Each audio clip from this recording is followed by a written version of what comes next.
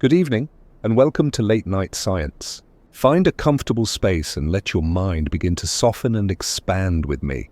We've always wondered if we are alone. But what if the emergence of life is not a freak accident, but a natural, predictable outcome of the universe's laws? Tonight, we begin a quiet journey to explore the deepest of possibilities, that life is not a fragile miracle, but a cosmic inevitability woven into the very fabric of existence. Before we drift into the stars, I'd love to know where you're listening from tonight. Feel free to share in the comments. And if the mood strikes you, liking and subscribing helps this calm community grow. Now let us begin. You are standing under a vault of infinite darkness, a canopy pierced by cold, distant points of light. The air is still, and a familiar, ancient loneliness settles in the space between your heartbeats. It is a feeling as old as consciousness itself, this sense of being a solitary, thinking thing in a vast and silent universe. We have projected our stories onto those constellations, our gods and our monsters, but the silence that returns has always felt, fundamentally, like an answer. It tells us we are an exception, a beautiful, fragile mistake. But what if we have been listening to the silence all wrong? What if that very silence is not empty, but is instead a fertile darkness, a rich soil from which life was always destined to grow? This is the question we carry with us tonight, not as a philosophical abstraction, but as a physical law waiting to be discovered, a cosmic seed that has been germinating in the dark since the first moment of time. We are so accustomed to the story of our own rarity, the narrative of a billion chance occurrences that had to align perfectly to allow for a single, shimmering planet of life. This story makes us feel special, but it also makes us feel profoundly isolated. It frames life as a flickering candle in a hurricane, a temporary local rebellion against a universe of cold, inert matter. But let us gently pivot from this perspective and consider a more radical and, in its own way, a more comforting possibility. What if the universe is not hostile to life, but is, in fact, inherently fertile? What if the laws of physics and chemistry, the forces that govern the spin of galaxies and the bond between atoms, are not neutral, but are subtly biased toward the emergence of complexity, of structure, of what we would eventually call life? This is the idea of life as a cosmic imperative, not a cosmic accident. Imagine for a moment that the universe possesses a deep, underlying tendency toward organization. We see this tendency everywhere once we know how to look. Gravity pulls diffuse clouds of gas into brilliant, nuclear-fired stars. Stars, in their violent deaths, forge the heavier elements, carbon, oxygen, nitrogen, and scatter them like seeds across interstellar space. These seeds, these elemental building blocks, are not passive. They have affinities. They seek each other out, forming chains and rings and complex structures wherever conditions allow. This is not magic. It is simply the universe following its own rules, rules that seem to encourage, step by step, the assembly of greater and greater complexity. From the void, particles. From particles, atoms. From atoms, molecules that can store information and catalyze reactions. The path from a cloud of hydrogen to a living cell is long and winding, but perhaps every step along that path is illuminated by the steady, unwavering light of physical law. This shifts our entire sense of place. You are not a lonely accident adrift on a tiny rock. You are a flowering of the universe's most fundamental nature. The same processes that lit the first stars are at work in every cell of your body, the same chemical affinities, the same relentless drive toward a state that can sustain and perpetuate complexity. The loneliness you felt under the starry sky begins to transform, not into arrogance, but into a profound sense of belonging. You are the universe becoming aware of itself, a necessary consequence of its own existence. And as we sit here in the quiet of this night, a question begins to form, a whisper from the heart of that cosmic seed. If the universe is so predisposed to life, then what other awakenings might be stirring in the silent, dark gardens of distant worlds? To understand the inevitability of life, we must first journey back, not merely to the beginning of our world, but to the very origin of everything, to a moment before time itself had a coherent meaning, to a singularity of infinite density and heat. And from that unknowable point we witness the great unfolding, the Big Bang, a flash of existence that set the stage for all that was to come. But this was not a chaotic explosion into randomness. It was a precise and delicate unfurling governed by a set of fundamental rules and constants that were, from the very first microsecond, immaculately defined. Imagine the force of gravity, the strength of the nuclear forces, the mass of a proton, the charge of an electron. These are not arbitrary values. They are the immutable settings of our universe, the deep code of reality. And as physicists have discovered, these constants are balanced on a razor's edge. If the force of gravity were even slightly stronger, the universe would have collapsed back in on itself in a catastrophic reversal long before stars could ever form. If it were marginally weaker, matter would have flown apart too quickly, never coalescing into the galaxies that would become cradles for solar systems. The expansion rate of the universe, the ratio of particles to antiparticles, the precise energy levels in the carbon atom, each one is a dial that seems perfectly, exquisitely tuned to allow for the possibility of complexity and ultimately for us. This breathtaking precision is what scientists call the fine-tuning of the universe, and it presents us with a mystery that hangs in the void, a question mark written in the light of the first stars. Was this perfect balance a statistical fluke, a one in a gazillion chance that we just happened to win in a cosmic lottery? This is the argument of the anthropic principle, that we observe these perfect conditions only because, in a universe without them, we would not exist to observe anything at all. It is a logical, self-evident truth, but it feels somehow unsatisfying, like explaining the existence of a beautifully composed symphony by saying that if the notes were wrong, we wouldn't be here to listen. It answers the how, but leaves the why shrouded in a veil of unimaginable luck.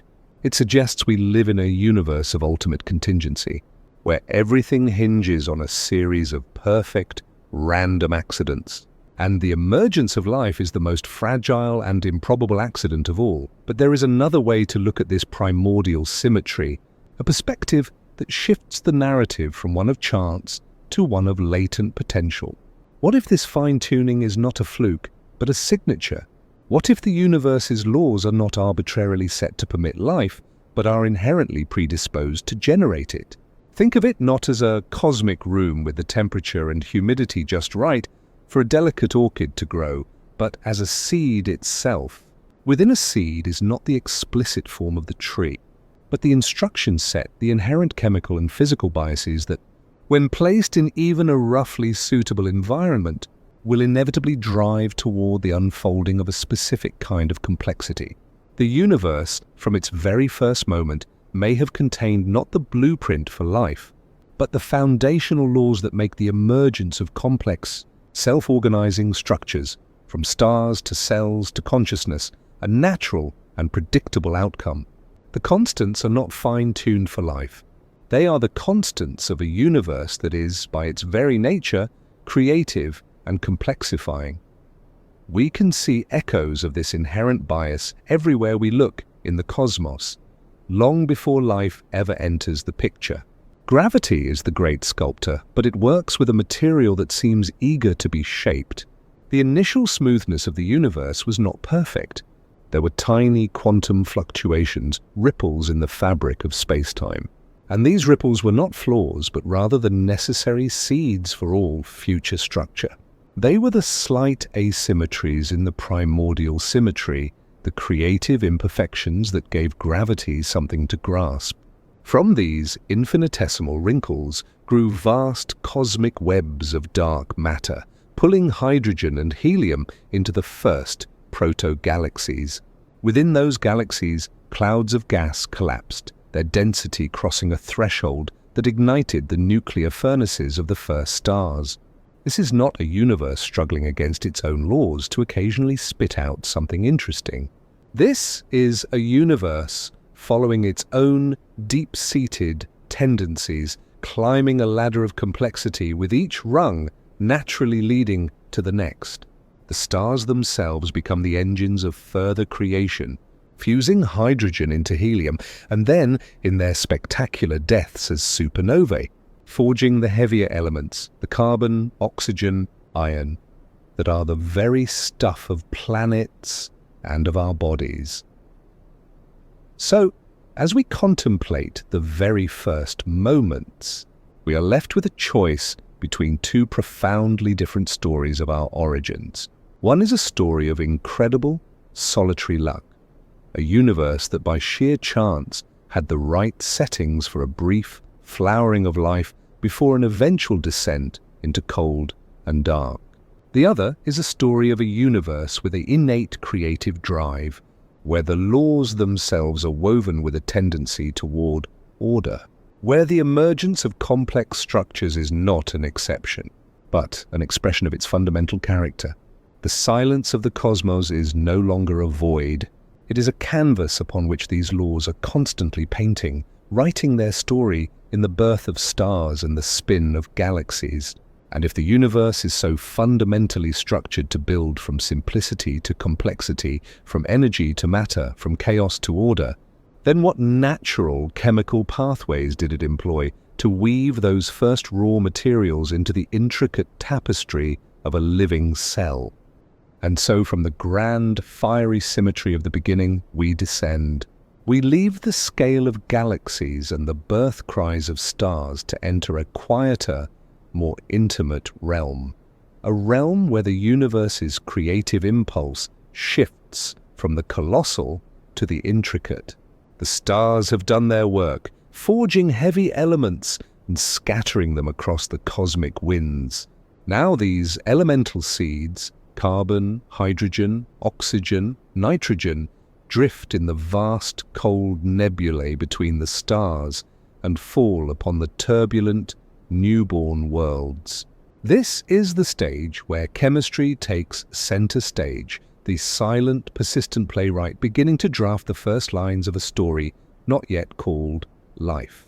Before there was biology, there was this essential foundational chemistry, a period where the universe was learning to write with a new alphabet, the alphabet of being. Imagine these atoms not as inert, solitary specks, but as entities with personalities, with desires and aversions dictated by the laws of quantum mechanics. Carbon, with its 4 open hands, is a social atom, a natural connector, eager to form the strong, stable chains and rings that become the backbone of complex structures. Oxygen and nitrogen are more particular, creating polarities, attracting and repelling, forming the delicate bonds that give molecules their shape and function. And in the cold, dark molecular clouds of deep space, shielded from harsh radiation within their icy mantles, these atoms find each other. They do not collide at random. They follow gradients of energy and affinity. Through the gentle, persistent force of simple chemistry, they begin to assemble into more complex organic molecules, amino acids, the building blocks of proteins, and nucleobases, the informational components of genetic code. This is not a biological process. It is a physical one, as inevitable as water flowing downhill. The universe, having manufactured the letters, is now beginning to spell out its first simple words in the profound silence of the interstellar void. When some of these molecular clouds collapse to form solar systems, this rich, pre-made organic broth is delivered to the fledgling planets. And so we arrive on the early Earth, a world that is nothing like the serene blue marble we know today. It is a hellish canvas of volcanic fury, bombarded by asteroids, with an atmosphere thick with carbon dioxide, methane, and ammonia. To our eyes, it would seem a place of pure chaos and destruction. But within this chaos, the same chemical gradients that operated in deep space now find a new, dynamic environment in which to play. The young oceans are a vast, warm soup, a laboratory on a planetary scale. Lightning cracks through the thick atmosphere, ultraviolet light bathes the surface, and hydrothermal vents at the ocean floor create chimneys of mineral-rich, superheated water. Each of these energy sources acts as a catalyst, a spark that encourages the atoms and simple molecules to link up, to form more complex arrangements. This is the great pivot in our story. The moment we understand that the path to life is not a series of miraculous accidents, but a natural, persistent flow toward greater complexity. The molecules forming in these primeval waters are not fighting against the chaos. They are using its energy. They are following the path of least resistance, moving toward states of lower energy and greater stability. And in doing so, they accidentally build the structures that will one day become self-sustaining. It is a kind of molecular natural selection where the most stable, most efficient, most auto-catalytic structures, the ones that can facilitate their own formation, persist and multiply. They are not alive, but they are edging toward a new state of matter, one that is increasingly organized, interactive, and complex. They are writing, with every new bond formed, the first paragraphs of a narrative that is beginning to sense its own potential. We can think of this process as the universe learning a new language. The first stars spoke the language of pure physics, of gravity and fusion. But now, with chemistry, the universe discovers a more nuanced vocabulary, a grammar of bonds and reactions. The amino acids and nucleobases are the nouns and verbs. The energy from volcanoes and sunlight is the punctuation, the emphasis that drives the sentence forward. And the laws of thermodynamics, the relentless drive toward energy dispersion, provide the underlying syntax. The rule that even in creating local order, the system as a whole must move toward a state of higher entropy. The beautiful paradox is that life, a pinnacle of order, becomes an incredibly efficient engine for dissipating energy, and thus, in its own way, it serves this fundamental cosmic rule even as it seems to defy it. So, as we picture this primordial soup, we must let go of the image of a random, chaotic jumble waiting for a lightning bolt of luck. Instead, see it as a simmering, inventive cauldron where the ingredients are naturally, inexorably assembling themselves into more interesting forms. The universe is not trying to make life. It is simply exploring all the possible complex structures that its laws allow. And in that exploration, it is stumbling upon patterns that can store information, that can catalyze reactions, that can create a feedback loop between their own structure and their environment. The letters are now arranged into words, and the words are beginning to form coherent sentences. But a sentence, no matter how beautiful, is not yet a story that can tell itself. For that, the universe would need to invent a container, a quiet space where these complex sentences could be gathered, protected, and read aloud over and over again until they learned to speak on their own. The chemical symphony was playing. The nucleotides and amino acids were combining in the warm tidal pools and deep-sea vents, forming ever more complex and self-reinforcing cycles. But this nascent melody of pre-life was vulnerable, a whisper in a storm.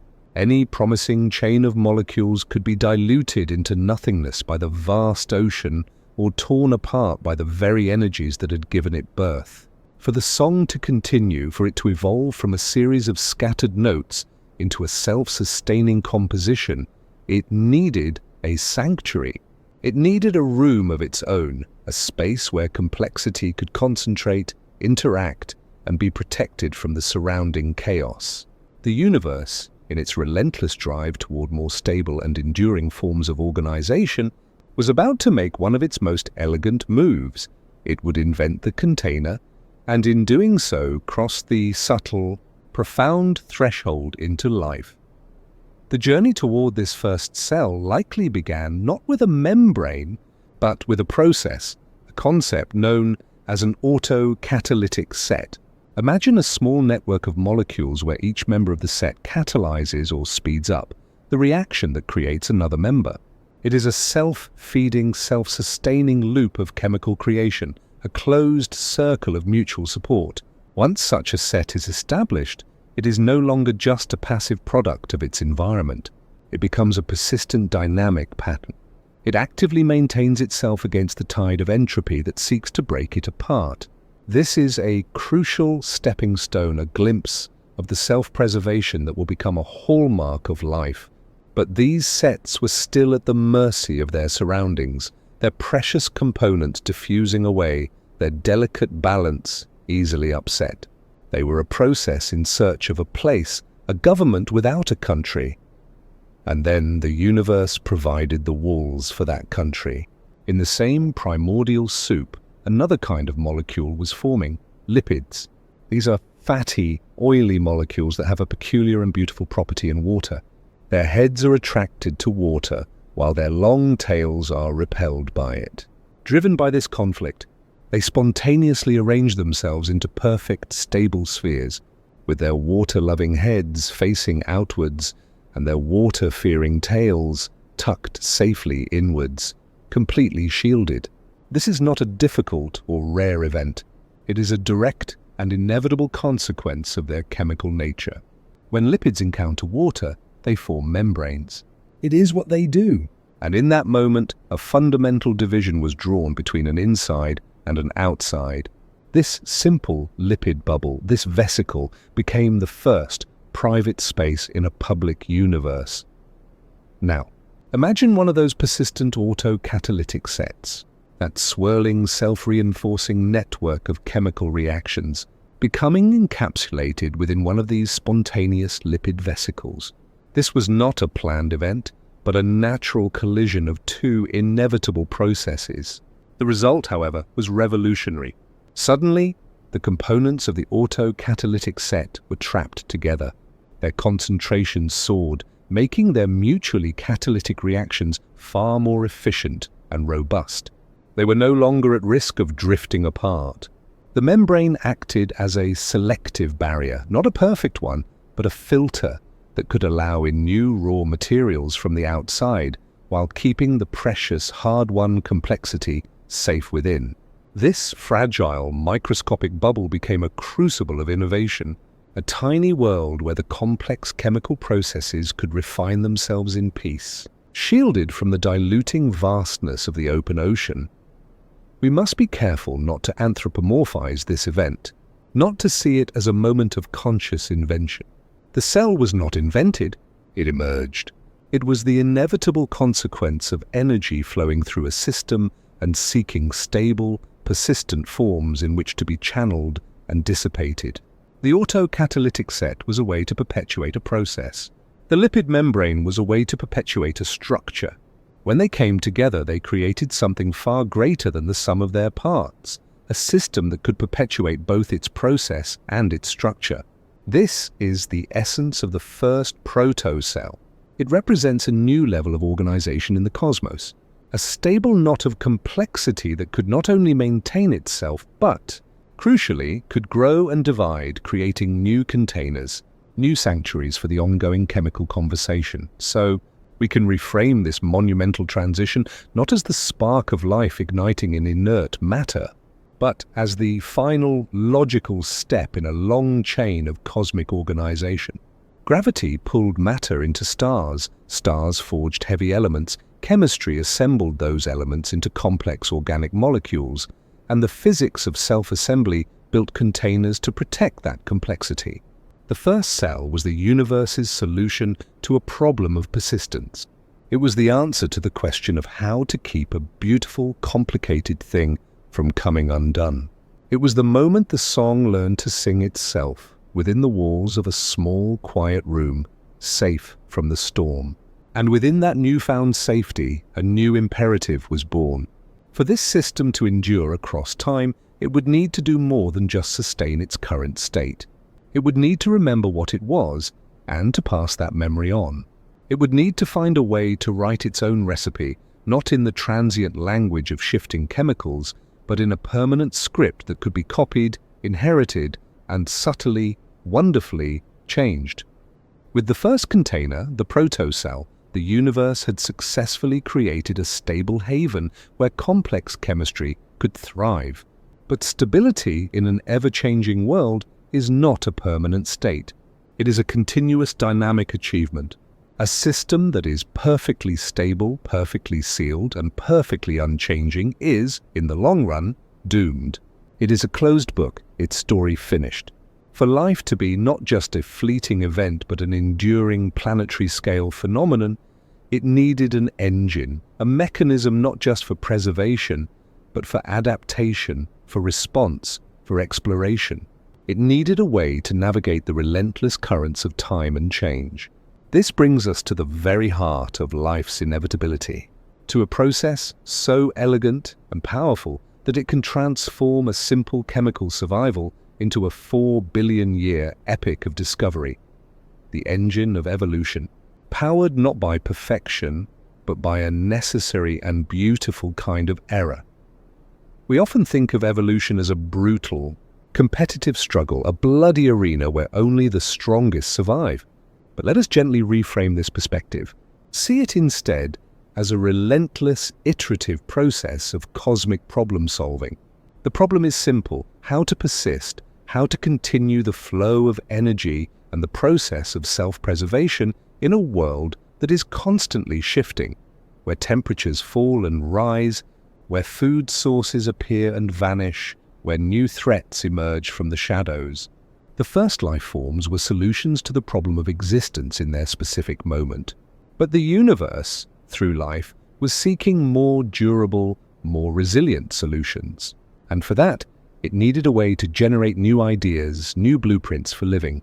This is where the molecule we call DNA enters the story, not as a flawless master code, but as a living, breathing manuscript, one that is constantly being copied, and more importantly, constantly being edited.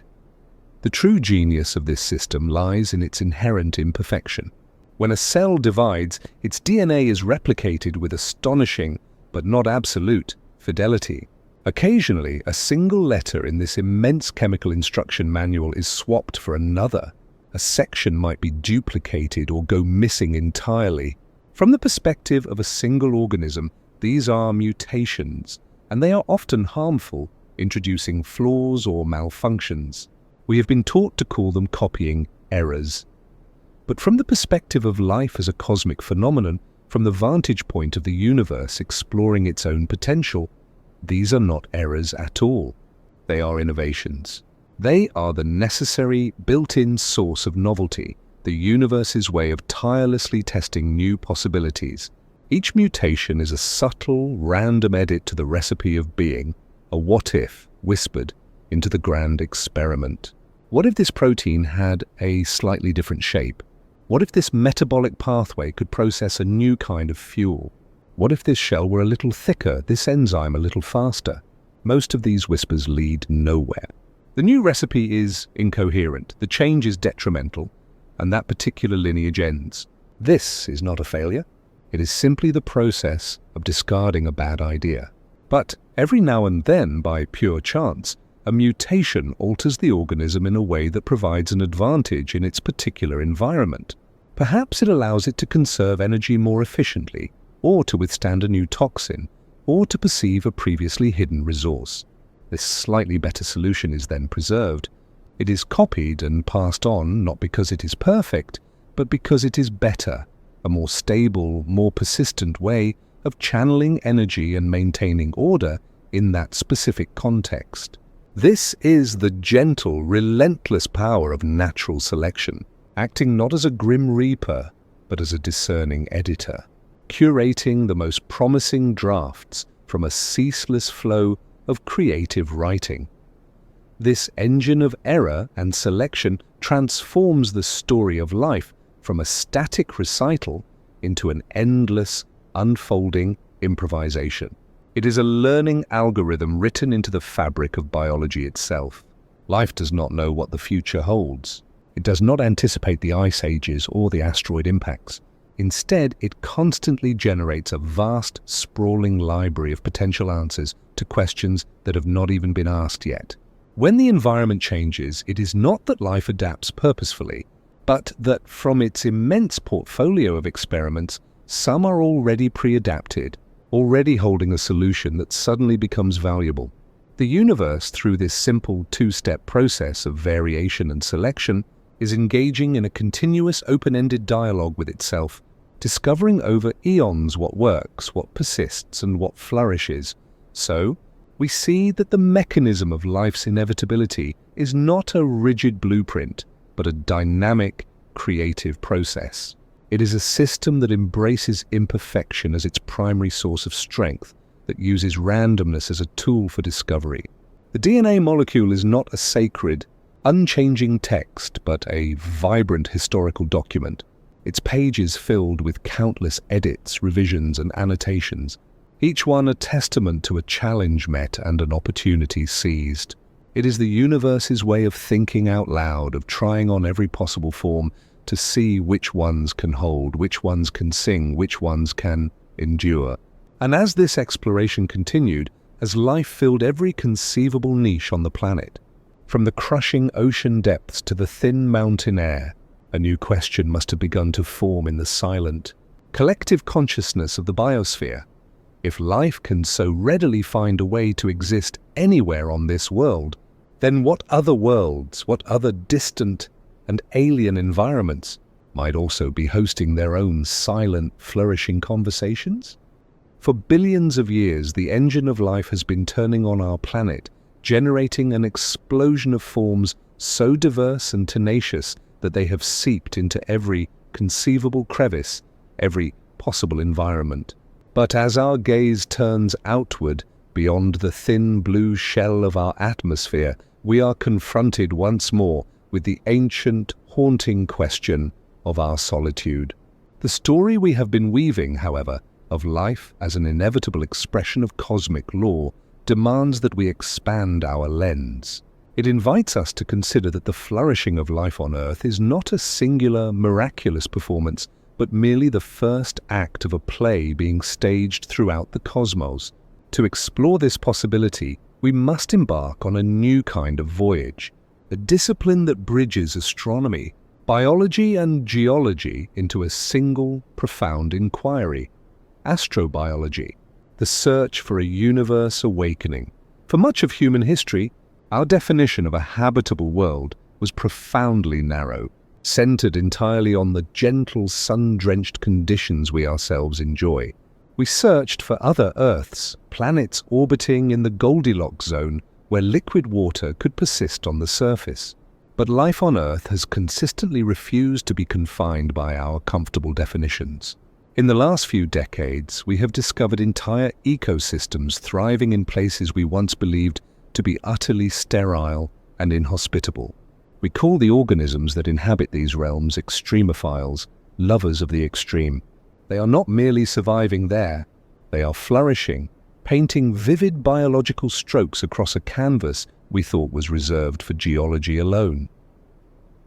Consider the scalding, acidic waters of volcanic hot springs where the pH is low enough to dissolve metal and temperatures approach the boiling point. Here, in a broth that would be instantly lethal to most life, entire communities of archaea thrive, their very biochemistry adapted to the corrosive heat. Or descend with us into the perpetual crushing darkness of the deep ocean abyss far below the reach of sunlight. Here, at hydrothermal vents where superheated, mineral-rich water spews from the Earth's crust into the freezing cold, we find towering chimneys teeming with bizarre tube worms, blind shrimp, and strange microbes. These ecosystems do not run on solar energy. They are powered by chemosynthesis, drawing their sustenance directly from the planet's geothermal heart. We have found life frozen in Antarctic ice, blooming in hypersaline lakes, saltier than the Dead Sea, and even enduring the vacuum of space and the blast of radiation on the exterior of the International Space Station. Life, it seems, is not a delicate flower that wilts at the first sign of hardship. It is a stubborn, persistent force, a master of adaptation that seizes any opportunity, any available energy gradient, and builds a world around it. This discovery of extremophiles is perhaps one of the most significant in the entire history of science, for it fundamentally rewrites our concept of habitability. A habitable world is no longer just a twin of Earth, a planet with a temperate climate and surface oceans. A habitable world is any world that possesses three simple ingredients: a source of energy, the necessary chemical building blocks, and a liquid medium, likely water, but perhaps also methane or ammonia to facilitate chemical reactions. The energy need not be sunlight. It can be the gravitational friction of a moon tugging on a planetary core, the radioactive decay of rocks, or the chemical potential of a subsurface ocean interacting with a rocky seabed. The universe is likely filled with such worlds, from the icy moons of Jupiter and Saturn to the frozen deserts of Mars, each one a potential laboratory where the same universal laws of chemistry and physics could be conducting their own experiments in complexity. This shifts the entire paradigm of our search. We are no longer looking for a place that looks like home. We are looking for places where an energy gradient exists, a slope down which energy can flow, and wherever such a gradient persists for a sufficient time. The principles of self-organization we have traced from the Big Bang to the first cell suggest that matter will inevitably begin to climb the ladder of complexity, seeking more stable and efficient ways to dissipate that energy. Life, in this grand view, is the universe's most sophisticated and elegant tool for doing just that. The existence of extremophiles on Earth is our proof of concept, a powerful hint that this biological drive is not a local eccentricity of our planet, but a universal imperative. If life can find a way in the boiling acid and crushing pressure of our own world, why would it not also find a way in the subsurface ocean of Europa or the methane rivers of Titan? The silence of the cosmos begins to feel different now. It is no longer an empty silence, but a patient one. We have been listening for a voice that sounds like our own, when we should have been listening for the quiet, persistent hum of metabolism, the slow, patient chemistry of a universe gradually becoming aware of itself in a million different ways, under a million different suns, or in the cold, dark solitude of interstellar space. The awakening may not be a dramatic event, but a slow dawning, a gentle stirring in the dark. And if life is truly this tenacious, this universal, then what happens when it becomes so deeply rooted on a planet that it begins to change the very world itself, shaping the air, the water, the rock, until the planet and the life upon it become a single, intertwined, living system? We have followed life's journey from its chemical origins to its stubborn proliferation in the most extreme corners of our world, and we have imagined it seeding itself across the silent dark gardens of distant moons. But this perspective, for all its grandeur, still frames life as something that exists upon a planet, a tenant residing within a geological structure. What if this relationship is far more profound? What if, once life takes root, the planet and the life upon it cease to be separate entities and begin to function as a single, dynamic, and self-regulating whole? This brings us to a concept that challenges the very way we see a world, a vision of our planet not as a mere rock, but as a living crucible, a unified system where biology and geology become inseparable partners in a billion-year dance. This is the essence of the Gaia hypothesis, a poetic and scientific lens that suggests a planet, when inhabited, can become something more than the sum of its parts. Consider the Earth as we know it. Our atmosphere is a biological construct, a fact that is both startling and easily overlooked. The abundant oxygen we breathe, which makes up 21% of our air, is not a geological given. It is almost entirely the waste product of billions of years of photosynthesis by cyanobacteria, algae, and plants. Without life, our atmosphere would be a thick, toxic soup of carbon dioxide like that of Venus or Mars. Similarly, the temperature of the Earth has remained within a relatively narrow, habitable band for billions of years. even as the Sun's output has steadily increased by nearly 30%. This is not a fortunate coincidence. It is the result of a vast planetary-scale thermostat composed of living and non-living components working in concert. When temperatures rise, increased plant growth and microbial activity draw down carbon dioxide, reducing the greenhouse effect and cooling the planet. When temperatures fall, less evaporation leads to less rainfall, slowing the weathering of rocks that consume CO2, allowing it to build up and warm the planet again. These are not conscious acts, but emergent properties of a complex intertwined system. This idea reframes life from being a passive passenger to an active participant in shaping its own destiny. A planet with life is not a static stage upon which the drama of evolution unfolds. The stage itself is alive, responsive, and co-evolving with the actors.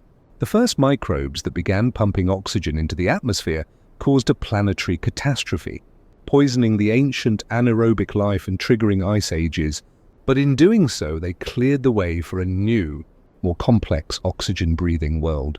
The evolution of rooted plants transformed the very rock cycle, breaking apart continental stone to release minerals and creating the soil that would, in turn, support ever more diverse and complex life. Life creates the conditions for more life and for life of greater complexity. It builds a ladder as it climbs, each rung enabling the next ascent.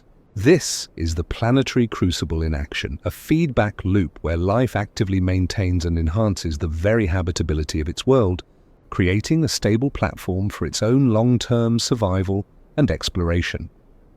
We must be careful not to misinterpret this as a form of conscious purpose or design. The Gaia hypothesis does not suggest that the planet is a conscious entity with a will or a plan.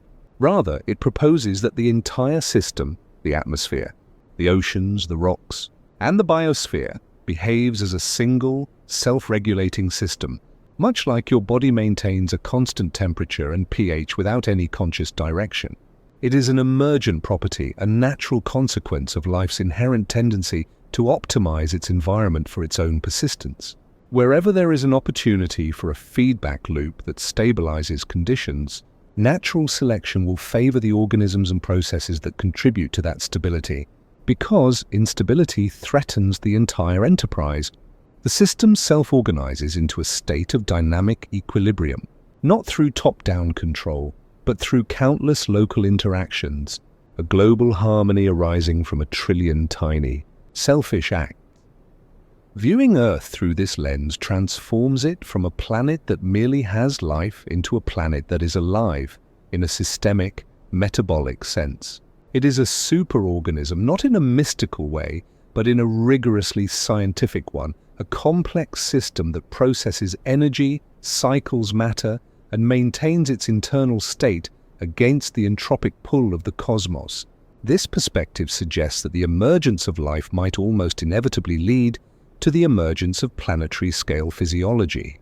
A living planet is a more stable, more resilient, and more complex system than a dead one. It represents a higher level of organization in the universe's constant drive toward intricate, self-sustaining order. The crucible does not just hold the reaction, it becomes an integral part of the reaction itself, and so we are left to wonder if the faint biosignatures we might one day detect in the atmosphere of a distant exoplanet are not just signs of life, but signs of a world that has achieved this state of self-regulation, a planet that has fully integrated its biology and geology into a single breathing entity. If this is the natural progression of a living world, a kind of planetary maturation, then the cosmos may be filled not just with simple microbes, but with worlds that have become unified, complex beings in their own right.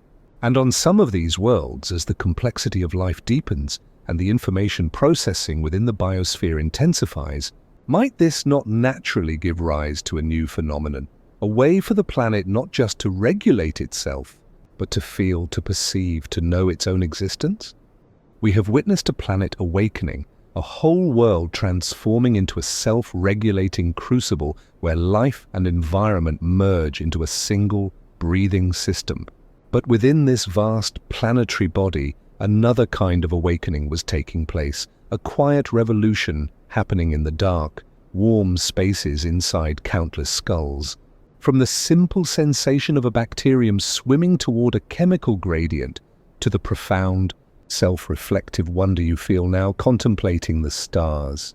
There stretches a long and mysterious arc, the arc toward consciousness. We are faced with a question that has haunted philosophers and scientists for centuries. Is this sentience? This inner world of feeling and thought, merely an extravagant byproduct of complex neural wiring, a beautiful but unnecessary shadow cast by the brain? Or is it, like the cell or the planetary system, an inevitable outcome of a universe built to generate systems of ever-increasing complexity and integration? What if the cosmos, in its relentless drive towards self-organization, naturally culminates in creating points of view, systems capable not only of sustaining themselves but of observing, questioning, and feeling wonder at the very fact of their own existence? To approach this, we must begin not with the mystery of human consciousness, but with its humblest origin. The first life forms possessed a rudimentary form of awareness, not of self, but of their immediate environment. A cell's membrane is studded with receptors that act as its senses, telling it if the outside world contains food or poison, if it is too hot or too cold. This is the most fundamental value judgment. Approach this, avoid that. It is a binary code of survival, a simple information processing that guides action. Over billions of years, as animals evolved, this basic need to navigate a more complex world led to the development of specialized nerve cells, then nerve cords, and eventually centralized brains. The brain is, at its core, a prediction engine. It takes sensory input, creates an internal model of the world, and uses that model to plan movements that will keep the organism alive and thriving. A spider weaving its web, a bird navigating by the stars. These are not conscious acts in the way we understand them, but they are sophisticated computations, a deep engagement with information. The universe was learning to model itself within the confines of a living body. But then, something extraordinary seems to have happened. In certain lineages, particularly our own, this internal modeling became so rich, so layered, and so integrated that it turned inward upon itself. The brain began to model not just the external world, but its own internal states. It began to create a model of the self. This is the dawn of consciousness as we intimately know it, the feeling of being a someone, an agent located inside a body with a past, a present, and a potential future. It is the I that hears the internal monologue, that feels the pang of nostalgia, that can contemplate its own mortality. This self-awareness might have begun as a social tool, a way to model the intentions of others by first understanding our own, but it unlocked a new dimension of existence. The universe through us could now not only exist, but could contemplate existence. It could ask, why? This leads us to a compelling, if speculative, perspective. Consciousness may not be a rare fluke, but an emergent property of any sufficiently complex, integrated information processing system. The physicist Max Tegmark has proposed that consciousness could be considered a state of matter, like a solid or a liquid, but far more complex, a perceptronium. Matter that has been structured in such a way that it subjectively feels like something to be that matter. From this view, the human brain is simply one specific arrangement of matter that has achieved this state, but it may not be the only one. If the universe's laws inherently favor the rise of complexity in the processing of information, from the molecular computations in a cell to the global feedback loops of a planetary biosphere, then consciousness might be a natural, and perhaps even inevitable, phase in cosmic evolution. Sentience is not a luxury. It is the universe's capacity for self-reflection becoming explicit. It is the cosmos developing a mind, not a single, unified mind, but a constellation of individual flickering points of awareness, each one a unique perspective on the whole. We can see this not as a departure from the physical processes we have traced, but as their breathtaking culmination. Gravity pulls matter into stars, stars forge the elements for life, life assembles itself into complex, self-sustaining systems, and the most complex of these systems eventually become aware. It is a cascade of awakening, each step building on the last. The feeling of awe you experience when you look at the Milky Way is not separate from the universe. It is the universe feeling awe at itself. The questions we are asking in this very moment are the universe's questions posed through the sophisticated biological instrument that is the human mind. We are the universe's way of becoming conscious of its own beauty, its own mystery, its own laws. This does not diminish our humanity. It expands our sense of belonging to a cosmos that is inherently oriented toward feeling and knowing. And if this is true, if consciousness is a natural and probable outcome on a path toward complexity, then we must consider a truly staggering possibility. We are not necessarily the only, or even the most advanced, form this cosmic awakening has taken. On worlds orbiting distant stars, where life has woven itself into the fabric of its planet, other minds may have emerged. Other forms of perception and self-awareness that are as alien to us as our inner world is to a bacterium.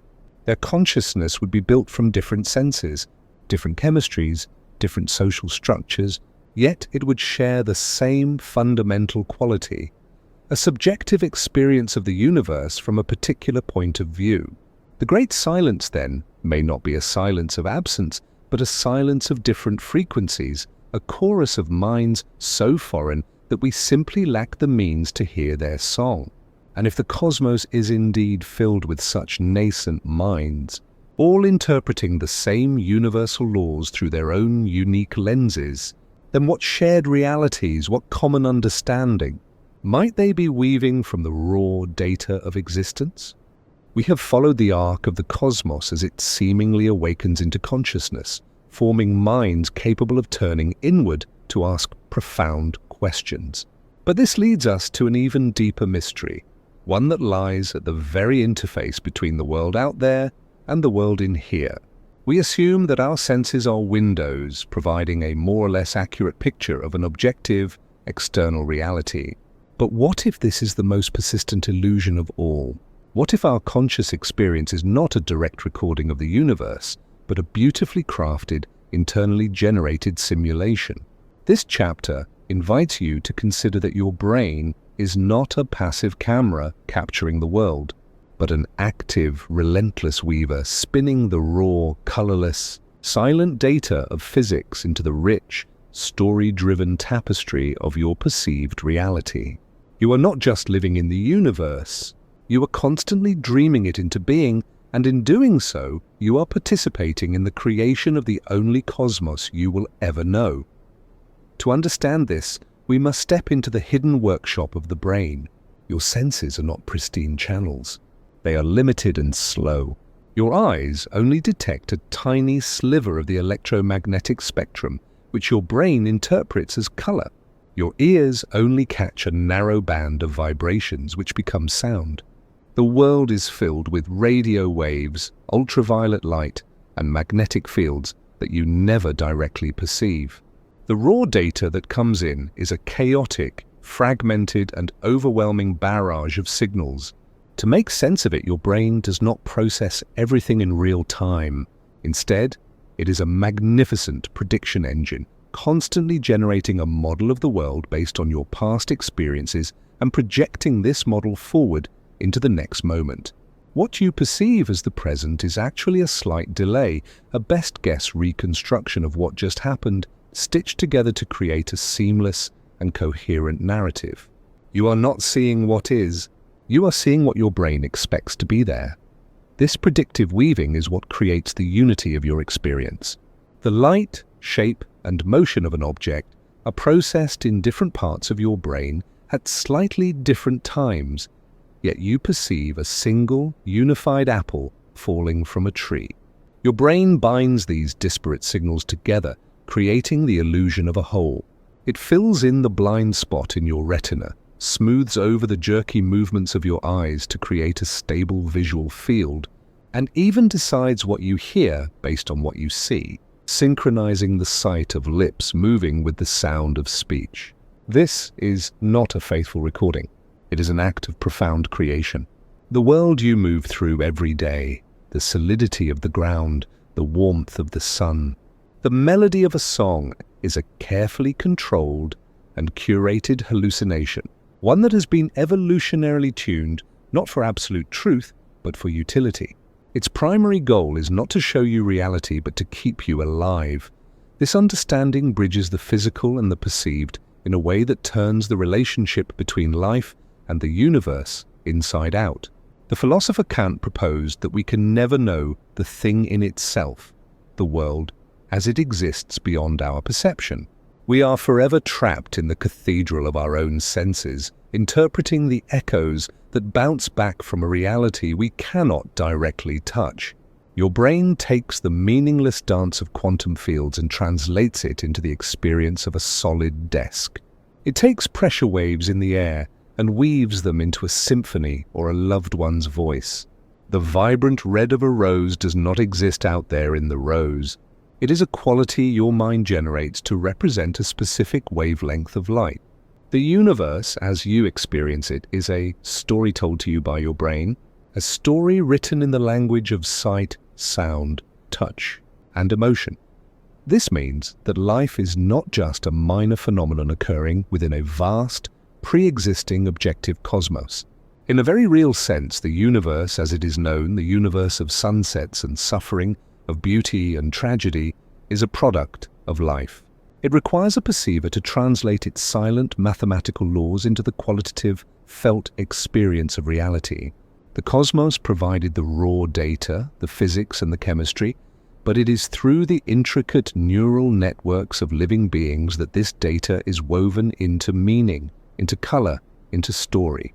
We are the weavers, and the reality we inhabit is the tapestry. Each conscious creature, with its unique sensory apparatus and brain structure, is weaving a slightly different version of the world, a unique interpretation of the cosmic signal. The world of a bat, built from echolocation, is fundamentally different from our own, yet it is just as real to the bat. So, you find yourself in a profoundly participatory relationship with existence. You are not a tiny soul looking out at a giant finished universe. You are a localized knot of the universe itself, a process that has become complex enough to generate an internal world, a continuous waking dream that you call your life. This dream is so convincing, so perfectly calibrated to your body's needs, that you mistake it for the world itself.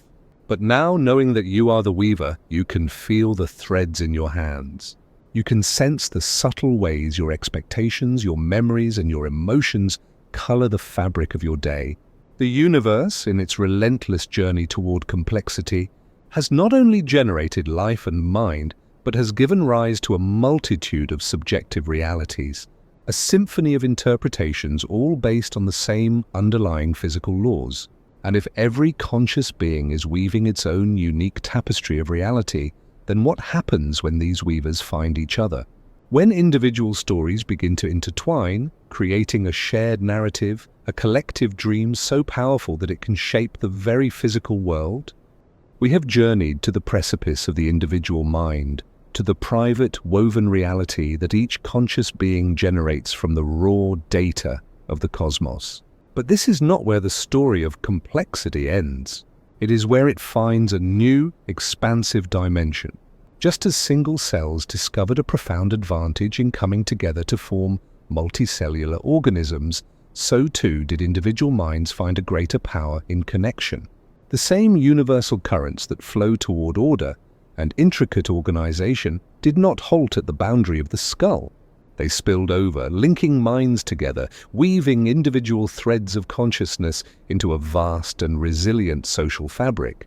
This is inevitability scaling up, the natural emergence of a new level of being, the superorganism, a collective entity that exhibits intelligence, adaptability, and a life of its own, far beyond the capacity of any single individual. We can see this principle etched into the living world long before our own cities scraped the sky.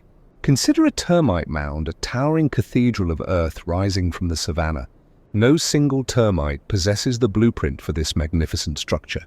Yet, through simple, local interactions, a cascade of pheromone signals, and stereotyped behaviors, the colony as a whole solves complex problems of architecture, ventilation, and agriculture. The colony breathes, regulates its temperature, and defends itself as a single, unified entity. The individual termite is akin to a single neuron, and the colony is the thinking, behaving brain. An ant colony, a beehive, a flock of starlings swirling in mesmerizing unison.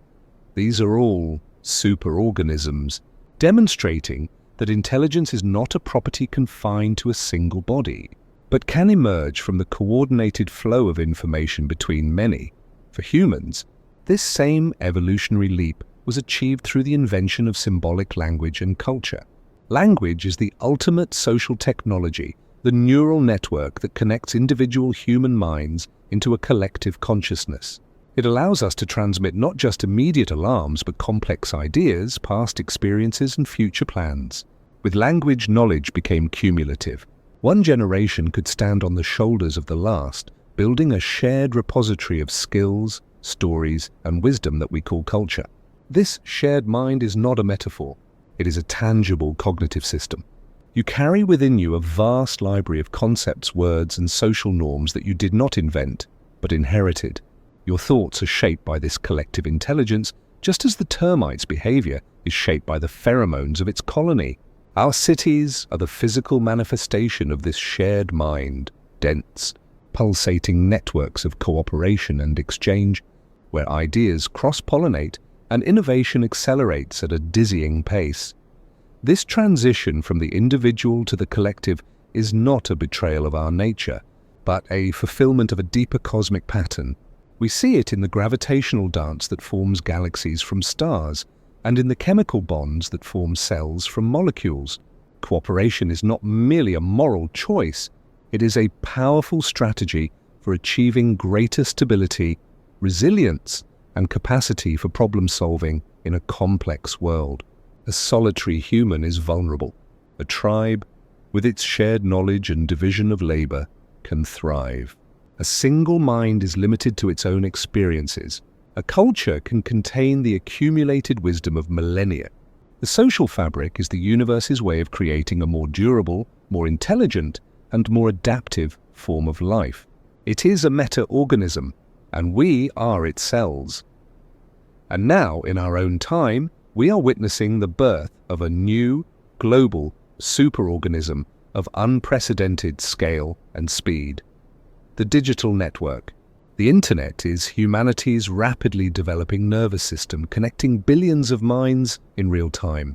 Ideas, memes, and movements now flash across the planet in an instant, a global thought forming and dissolving in a matter of hours. This global brain is young, chaotic, and often frightening, prone to misinformation and emotional contagion, much like the early volatile stages of any complex system. But its potential is as profound as the first emergence of language itself. It is the next logical step in the universe's relentless drive to integrate, to complexify, and to weave isolated points of awareness into a coherent, planet-spanning whole. So we find ourselves as individual threads, conscious in our own right, yet inextricably woven into a tapestry of shared intelligence that is far greater than ourselves. Your identity is not confined to the space behind your eyes. It is extended into the relationships you maintain, the culture you inhabit, the digital networks you navigate. You are a node in a vast, learning, evolving system. The story of life is not just one of competition, but of ever-deepening collaboration, of smaller wholes merging to form larger, more complex ones. And as this social fabric grows to envelop the entire planet, as our collective intelligence grapples with global challenges, a new question begins to form within the shared mind of humanity. If life naturally tends to weave itself into ever larger networks of cooperation and intelligence, Then what might we find if we were to listen for the faint, collective whispers of other such social fabrics, other shared minds, weaving their own realities on worlds orbiting distant stars? Our gaze has been drawn outward, beyond the vibrant, noisy tapestry of our own world, to the silent, dark gardens of our celestial neighbors. For so long we saw the other planets and moons of our solar system as barren wastelands, beautiful but dead monuments of rock and ice. But armed with our new understanding that life is a process that emerges wherever energy meets chemistry and persistence, our perception of these worlds transforms completely. They are no longer mere geological specimens. They are silent laboratories, sealed containers where the same cosmic experiment that ran so successfully on Earth may be running in parallel, following the same universal rules of physics and chemistry to potentially astonishingly different ends. Let us take a contemplative tour of these nearby worlds, not as distant points of light, but as potential biospheres in their own right, each a unique chapter in the solar system's hidden story of life. We begin with Europa, a gleaming pale marble orbiting the giant Jupiter. Its surface is a cracked and frozen shell of water ice, crisscrossed with rusty, mysterious streaks. But beneath this icy carapace, the evidence suggests, lies a global ocean containing more than twice the liquid water of all Earth's oceans combined.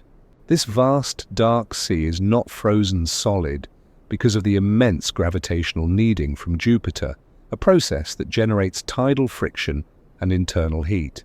Here, in an eternal, sunless night, under the crushing pressure of a ceiling of ice, is a laboratory that mirrors our own deep-sea hydrothermal vents.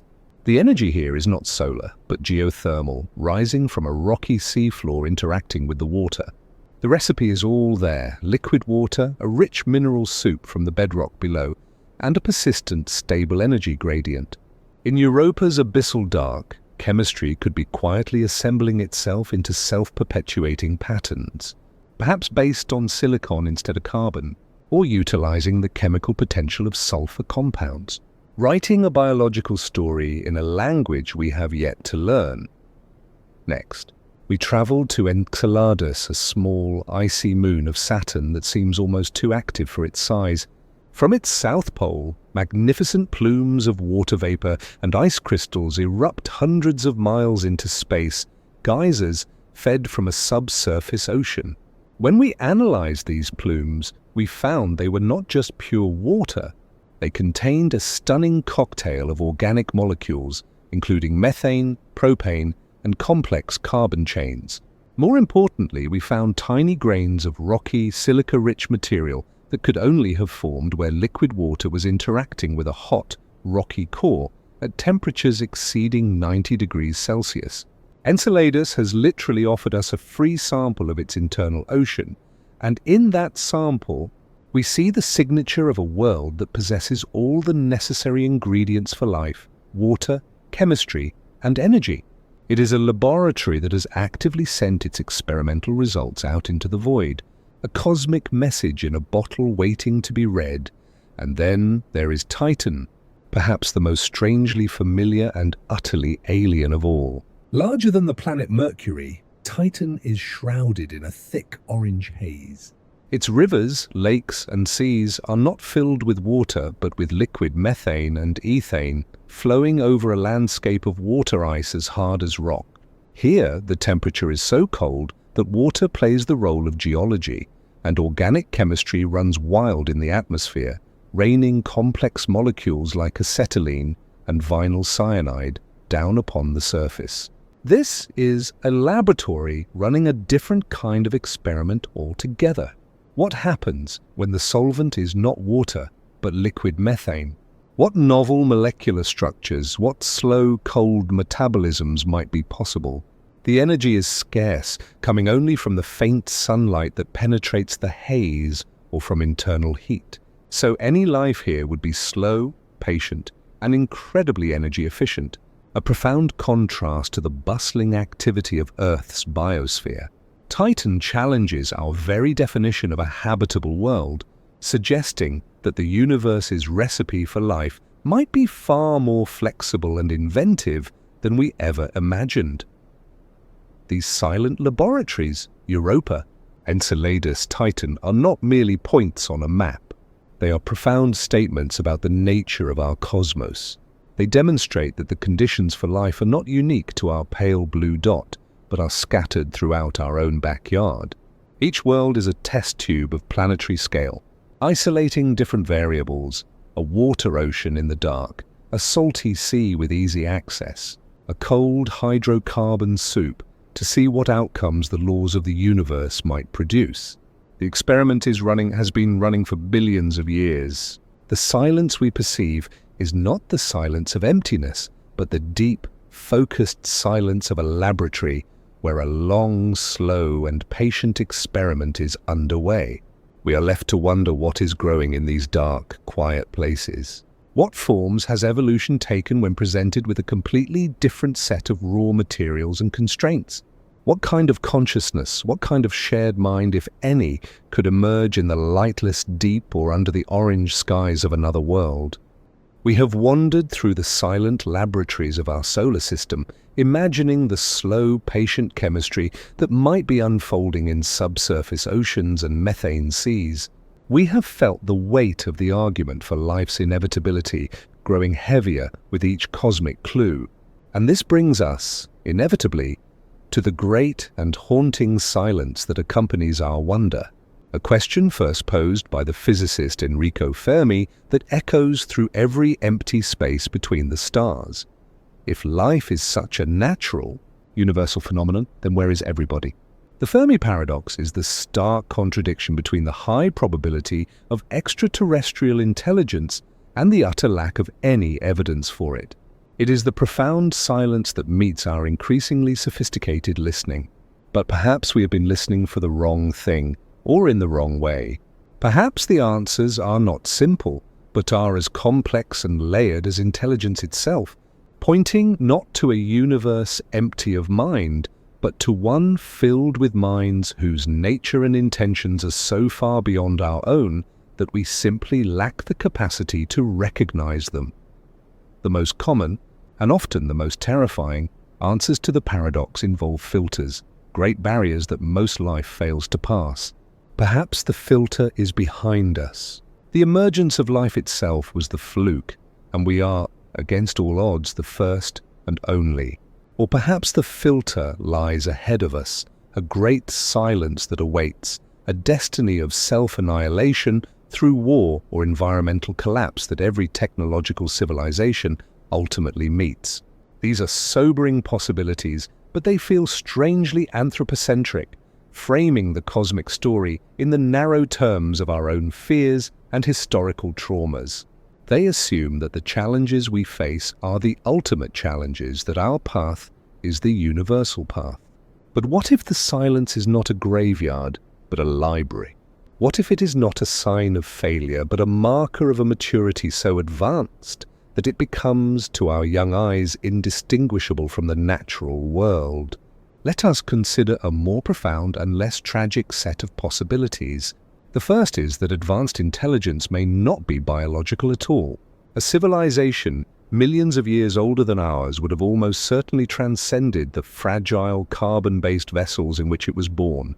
It may have migrated its consciousness into more durable, efficient, and powerful substrates, into sophisticated quantum computers, or into vast distributed networks woven from the fabric of space-time itself.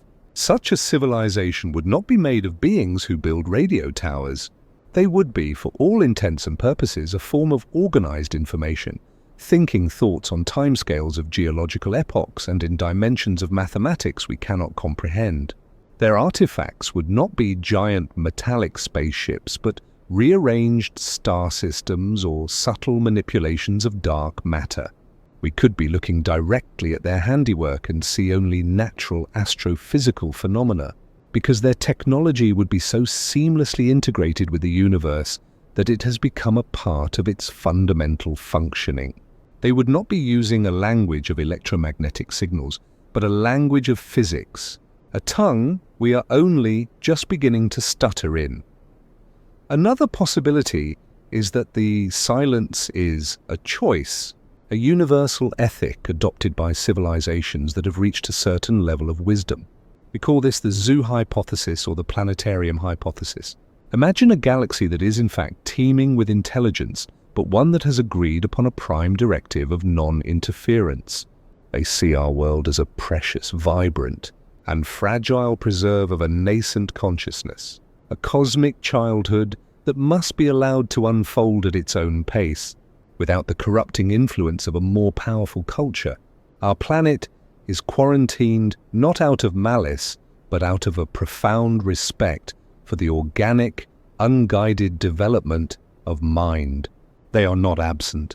They are watching, waiting with impatience we cannot fathom for us to either destroy ourselves or to finally grow up and join the galactic community as mature, responsible beings. Their silence is the ultimate act of respect, a gift of solitude in which we can discover who we are on our own terms. Or, perhaps the most mind-altering possibility of all, is that advanced intelligence does not expand outward, but inward. After a certain point, the tedious, resource-intensive work of interstellar colonization might hold no appeal for a species that has mastered its own internal universe. Why brave the cosmic voids in fragile ships when you can engineer realities of unimaginable richness and complexity within the confines of your own computational substrate? Such a civilization would retreat into perfected, simulated universes, customized to their every aesthetic and intellectual desire, becoming cosmic hermits lost in their own divine dreams. The physical universe outside would become a forgotten frontier, a silent and empty stage after the actors have all retired to their private, digital heavens. The silence we hear, then, is not the silence of emptiness, but the quiet of a theatre after the audience has gone home, each to their own private, more compelling reality. These are not answers we can verify, but they are possibilities that expand our imagination and humble our assumptions. The Fermi paradox ceases to be a frightening question and becomes a mirror reflecting the limits of our own perception. We are like ants in a vast forest, aware of the wind and the rain, but utterly oblivious to the hikers walking just a few feet away, their conversations and technology operating on a scale we cannot sense or comprehend. The silence is not a verdict on life's inevitability, but a lesson in cosmic perspective. It suggests that the universe may be filled with gods, but they speak a language of pure mathematics, of gravitational waves, of quantum entanglement, a language of the gods that we have not yet learned to hear, let alone speak. And in this great, quiet classroom of the cosmos, we are the newest students just learning our first few letters, wondering if we are alone, not yet realizing that the very wonder itself is the first and most important word in the conversation. We have wandered through the possibilities of silent laboratories and contemplated the language of gods, always searching for companions in the cosmic dark. But now, let us pull back the lens to the most majestic and sobering scale of all, to view the entire cosmic timeline not as a series of events, but as a single, flowing river. From the white-hot singularity of the Big Bang to the final deep freeze of the theoretical heat death, the universe is engaged in a single, overarching process, governed by a law so fundamental it feels like fate, the second law of thermodynamics, the law of entropy. This is the universe's irresistible arrow of time, pointing always toward disorder, toward dispersion, toward a final quiet equilibrium where all energy is evenly spread and no more work can be done. And against this vast, dark current, we see a flickering, a temporary and beautiful rebellion.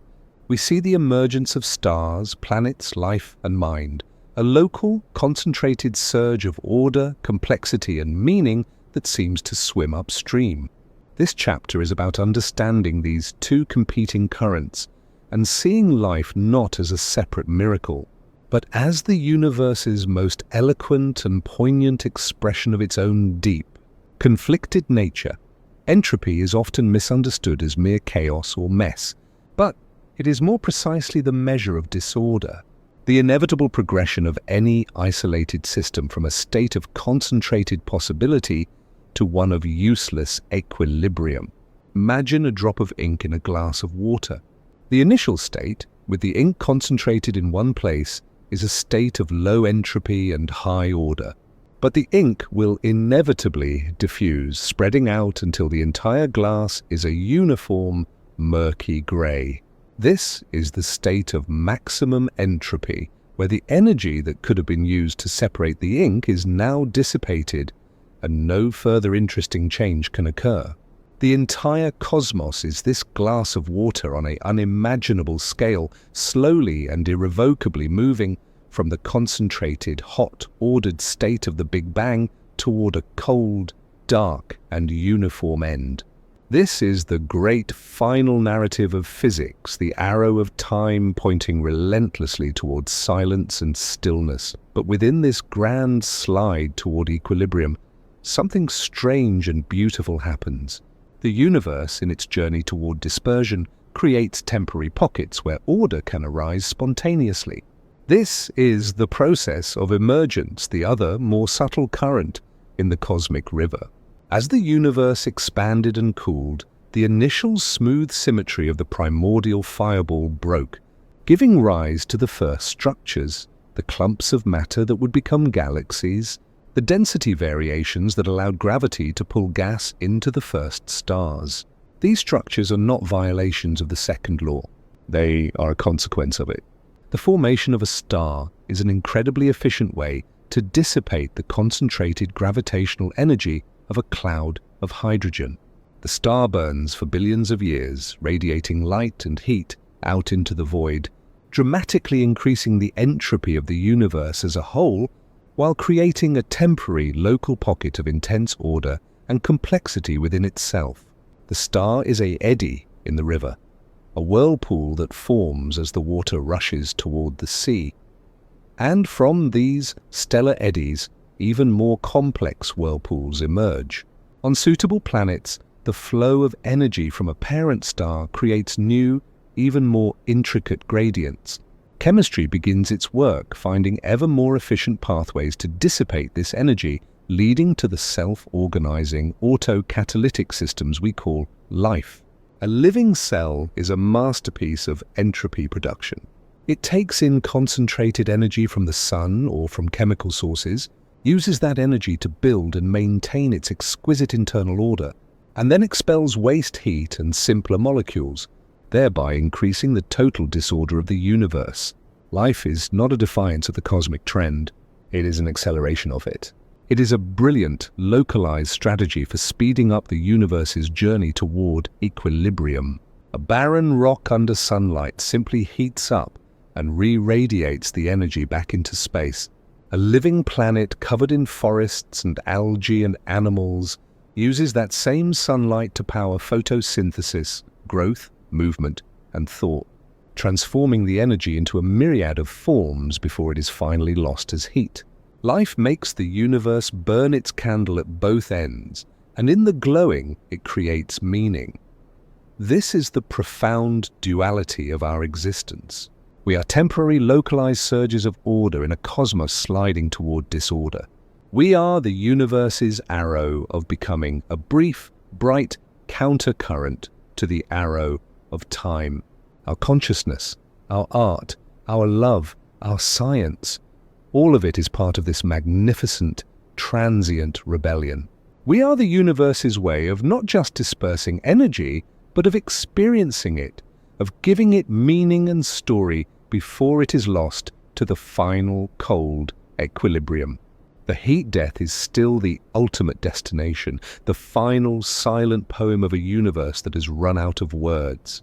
But for a fleeting moment measured in billions of years, the universe is writing, and we are its language. We are the concentrated, conscious expression of its journey from fire to ice. And in this understanding, A new kind of poignancy emerges, a bittersweet awareness of our place in this grand flow. We are not permanent, but we are part of a cosmic process that for a time chose to become complex, to feel, to know, and to wonder at its own beautiful and tragic fate. And if this flowering of conscious order is a natural phase in the universe's life cycle, a temporary but inevitable bloom in the cosmic garden, then what is our responsibility as the universe's aware and thinking part to this fragile, fleeting state of becoming? We have gazed into the abyss of deep time, seeing our existence as a beautiful, temporary rebellion against the cosmic tide of entropy, a fleeting surge of order and meaning in a universe sliding toward equilibrium. This perspective can feel humbling, even overwhelming, casting our lives as a brief and poignant spark in an immense darkness. But within this realization lies a profound and urgent pivot, a shift from passive observation to active responsibility. If life is indeed an inevitable expression of the universe's own laws, a natural force as real as gravity or electromagnetism, then our relationship to it changes completely. We are not merely its products, accidental tourists on a planet we did not make. We are that force become conscious. We are the universe in this localized region of space-time, awakening to itself and gaining the ability to steer.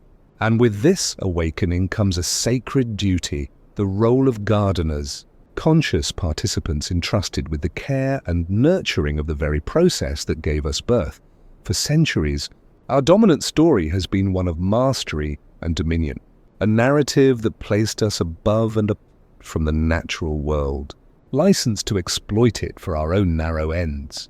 We saw ourselves as kings of the mountain, separate from the kingdom we ruled. But the story we have been tracing from the first atoms to the global mind tells a different and more intimate tale. It reveals that we are not on the mountain at all. We are the mountain. We are a complex pattern within the planetary biosphere, as much a part of its functioning as the phytoplankton producing our oxygen or the mycelial networks distributing nutrients through the soil. Our intelligence is not a tool for escaping this system, but the system's own newest and most powerful organ for self-understanding and self-regulation. The question is no longer whether we have power, we undeniably do, but what kind of gardeners we will choose to be. Will we be short-sighted, stripping the soil for a single season's bounty, or will we be wise, tending the fertility of the land for generations we will never meet? To be a gardener is not to control nature, but to collaborate with it. It is to understand the subtle balances, to recognize that a pest is also part of the food web, that a weed might be holding the soil together. It is to work with the inherent tendencies of the system, gently guiding its growth rather than brutally imposing our will. On a planetary scale, this means recognizing that the Earth's systems, its climate, its oceans, its biodiversity, are not a collection of resources to be mined, but a complex, self-regulating physiology that we are part of and utterly dependent upon. Our current crisis is not an environmental problem. It is a philosophical one. It is the failure to understand our role. We have been acting like careless tenants trashing a rental property, when in truth, we are the current stewards of our own only home, the inheritors of a 4-billion-year-old legacy of increasing complexity and beauty. This role of cosmic gardener extends our responsibility beyond our own planet. As we develop the capacity to travel to other worlds, we carry with us the same choice. Will we see the silent laboratories of Europa and Enceladus as new frontiers to be strip-mined and contaminated, or as pristine gardens, sacred experiments in the universal story of life, to be observed with reverence and protected from our own biological carelessness? The principle of the gardener suggests a prime directive of our own making: to first, do no harm, to approach other worlds not as conquerors, but as humble visitors in someone else's cathedral, understanding that a second, independent genesis of life anywhere would be a discovery of incalculable value, a separate chapter in the cosmic story, and that our mere presence could irrevocably erase it. This is not a burden of guilt, but a calling of purpose. It reframes our entire existence. Our science is not just for curiosity. It is the tool by which the planet understands its own workings. Our art and our poetry are not mere entertainment. They are the universe giving voice to its own beauty and tragedy. Our ethics are not arbitrary social contracts. They are the emerging operating principles for a conscious planetary civilization. We are the universe's nervous system, and the pain we feel at the loss of a forest or a species is the universe feeling pain at the amputation of a part of itself. To garden is to act with this expanded sense of self, to make decisions not for the benefit of one species alone, but for the health, resilience, and continued creativity of the entire planetary system of which we are a part. We are being called to grow up, to transition from a species of clever children to a species of wise adults, to pick up the tools not of domination, but of cultivation. And as we stand at this threshold, holding these tools in our hands, feeling the weight of this cosmic responsibility, we might finally be ready to ask the last and perhaps the most important question of all. What is the ultimate purpose of tending this garden, if not to create a home where the universe can finally feel, beyond all doubt, that it has truly come home to itself?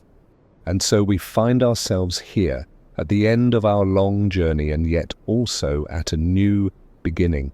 Let us return one last time to that quiet mental landscape where we started, standing under the vault of the night sky. The stars are the same, the darkness is just as deep, the silence just as profound, but something fundamental has shifted within you. That ancient, aching loneliness, the feeling of being a solitary, thinking thing in a cold and indifferent cosmos, has begun to dissolve. It has been replaced by a different, more resonant feeling, a quiet hum of connection. The silence is no longer empty, it is pregnant. It is not the silence of absence, but the silence of a universe holding its breath, a canvas of unimaginable potential. The question that once echoed in the hollow of your chest, "Are we alone?" has gently transformed. It has softened, matured, and settled into a statement not of arrogance, but of rooted belonging. The statement is this: we are at home. This home is not a small or cozy one. It is a home of galactic superclusters and spinning nebulae, of tidal forces and quantum probabilities. Its foundation is laid in the precise constants of physics. Its walls are woven from the laws of chemistry, and its rhythms are the slow, patient beats of biological and planetary evolution. Every element in your body was forged in the heart of a long-dead star, and every breath you take is a gift from a biosphere that has spent billions of years learning to regulate itself. You are not a visitor to this cosmos, you are a manifestation of it. Your consciousness is not a ghost in the machine. It is the universe's own inner light, turned inward to illuminate itself. The wonder you feel gazing at the stars is the universe feeling wonder at its own creation. The questions we have asked throughout this journey are the universe's own questions, posed through us. We are how the cosmos thinks. This changes everything. It means that your life, with all its struggles and its joys, is not a separate, insignificant event. It is part of the great cosmic story of a universe moving from simplicity to complexity, from energy to matter, from chaos to consciousness. You are a localized expression of the universe's most fundamental project, the project of becoming more than it was, of generating meaning and feeling and story in the vast, dark stillness.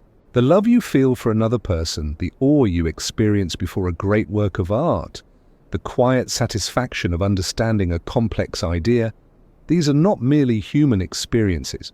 They are cosmic events. They are the universe in this particular corner of itself, flowering into beauty, connection, and knowledge. Recall now the question we began with, and the many places you've shared from in the comments, your own little points of light scattered across the globe, all listening, all wondering together.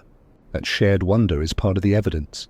It is the social fabric of humanity beginning to consciously weave itself into a planetary mind, a collective gardener slowly awakening to its role. Thank you truly for allowing me to be your guide on this contemplative journey. Your curiosity is the very engine of this cosmic awakening, and if these words have brought you a sense of peace and connection, then liking this video or subscribing to Late Night Science is a quiet way to help this calm community of wonder continue to grow. So, as we bring our exploration to a close, we do not arrive at a final definitive answer.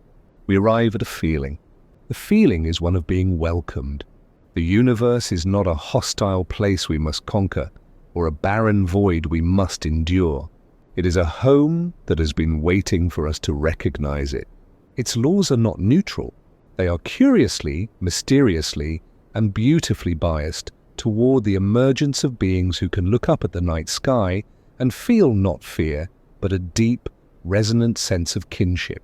The universe seems, in its very bones, to be dreaming of life. It dreams of cells and ecosystems, of consciousness and culture, of art and science and love. We are that dream become aware. We are the universe waking up. And in this awakening, we find that we were never lost, never orphaned, never alone. We were always and will always be exactly where we belong. We are home.